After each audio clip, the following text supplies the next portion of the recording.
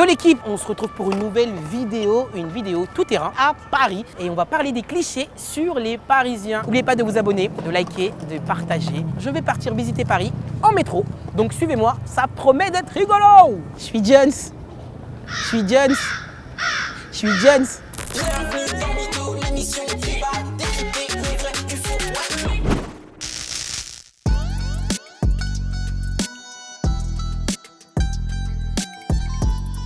Ah, enfin arrivé à Paris. Aujourd'hui, on est ici pour un peu déconstruire les stéréotypes qu'on entend sur Paris. Tu vois, qu'on pense à Paris, on pense souvent à tous ces clichés. Ces clichés plutôt flatteurs qu'on voit dans les films, dans les séries. Paris serait la ville de la mode. Paris serait la ville de l'amour. Et oui, Paris serait la ville lumière. Mais il y a des clichés bien moins glorieux qui collent à la peau des Parisiens. Le Parisien originel, lui, serait arrogant, râleur, passerait sa vie dans le métro. Et la part de vérité dans tout ça, on va direct demander aux gens ce qu'ils en pensent. C'est quoi, selon toi, les plus gros clichés qu'on peut entendre sur les Parisiens?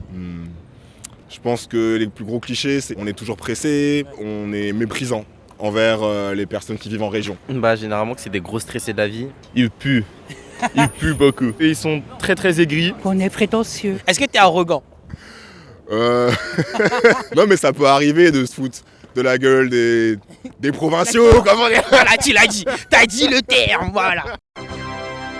Si ces clichés collent à la peau des Parisiens, une personne a décidé de les démystifier avec humour, Julie Collas. D'ailleurs, elle se produit au Théâtre Beau-Saint-Martin qui est juste derrière moi. Salut. Salut. Comment tu vas? Très bien et toi? Ça va super. On est où là? J'ai un spectacle de stand-up à Paris qui s'appelle Oh My God, She's Parisian, où je parle des Parisiens en English. In English? Oui, with the French accent. Oh. You know, I've seen Parisians try to talk to tourists in English. And it was so bad that the tourists answered in French.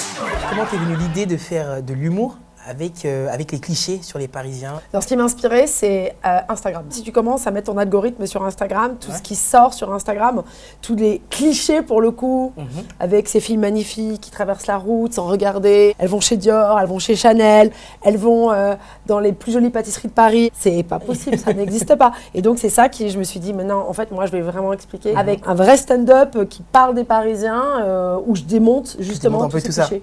C'est énorme. Tu as des spectateurs du monde entier qui viennent te voir. Et quelles sont les réactions des gens? Les Français disent « ouais, c'est tellement vrai, je suis tellement reconnue ». Les provinciaux, de toute façon, ils ont une dent contre les Parisiens. Mais ils ont bien raison. Et les étrangers, il y a ceux qui sont sur Instagram dans les clichés qui sont là « oh my God !» Ils sont real. Voilà. Et t'as aussi tous ceux qui regardent Emily in Paris et qui là hallucinent sur ce que je raconte. Je leur dis voilà, moi je vais vous expliquer ce que c'est qu'être à Paris, ce que c'est vivre à Paris. Eh bien, merci Julie d'avoir pris le temps de répondre à nos questions. C'est le moment peut-être de t'emmener en immersion parce que les transports parisiens, faut être accroché. Quand tu prends le métro à Paris, t'as pas le temps. Faut aller vite. Bah ouais, le Parisien, il a pas le temps. Le Parisien, il a tellement pas le temps qu'attendre 2 minutes pour le prochain métro, c'est trop pour lui. Bonjour.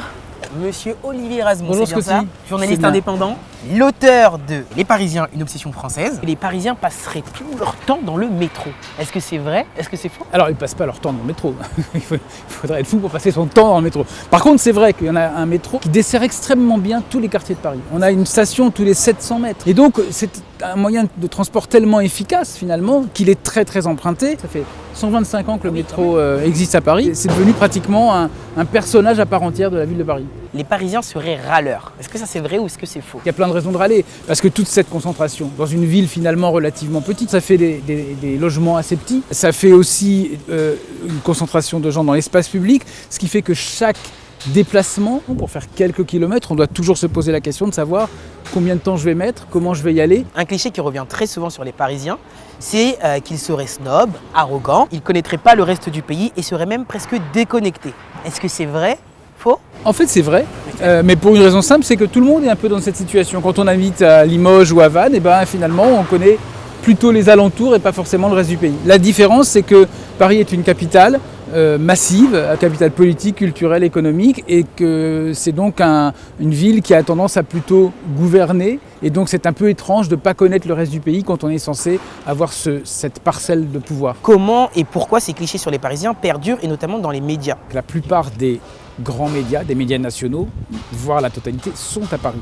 Et donc quand il se passe la moindre chose à Paris, ça devient un événement pratiquement national et on a l'impression que finalement il faudrait à chaque fois regarder Paris comme si c'était le centre du monde. Et donc c'est très agaçant pour les gens qui n'y habitent pas. Et parfois on a l'impression en lisant les articles politiques qu'il faut avoir un plan de Paris sous les yeux pour comprendre de quoi on parle. Les manifs, elles vont de République à Bastille. Tout le monde sait où est la place de la République naturellement. Sauf qu'une place de la République, il y en a aussi une au Mans, il y en a aussi une à Rennes, il y en a aussi une à Caen. Et à chaque fois qu'on parle de la place de la République, ce serait censé être à Paris.